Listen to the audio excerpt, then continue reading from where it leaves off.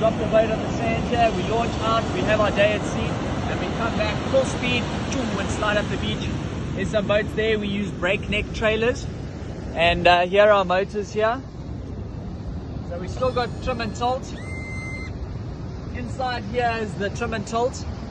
What we have installed is a beaching kit inside here. It's not really a kit, it's actually just one of the springs inside there that holds one of the valves.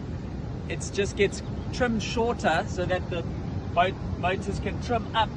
As they hit the beach, they just kick up. Like that.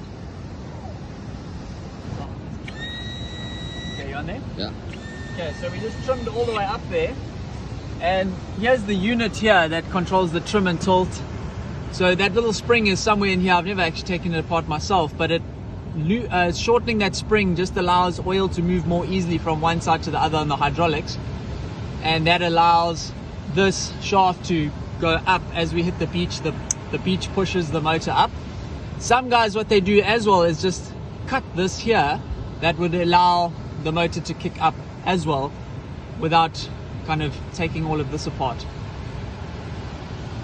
But the problem is when this is weaker, if we reverse, it tends to sometimes want the motors to kick up. So we don't have as powerful reverse now. And obviously if you cut this off, that's how the old motors would work, is you almost have zero reverse, because as you go into reverse, the motor just pulls itself up out the water. Remember those old two-strokes? Yamaha 85s. Yeah, they just climb. Jumping out. What we would actually do is you get someone to kind of sit on the motor, push down. You hold onto the bar, sit on the motor, and then you can use the full reverse, stops the motor from kicking up. Those are the cowboy days though. Alright guys, so what we decided to also talk about is on the point over here, there is a valve key, and it's normally a little bit of a flat. If you've got a flat screwdriver, you can get in here, turn it left, and you actually loosen it, and then you lose control of your hydraulics and your motors become fully manual systems.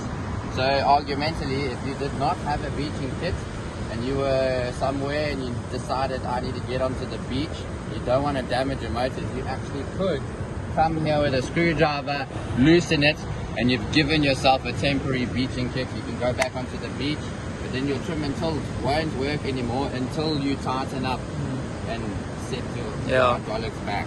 So by loosening that spring inside, we're kind of loosening that valve a little bit, but not enough that the trim and tilt doesn't work.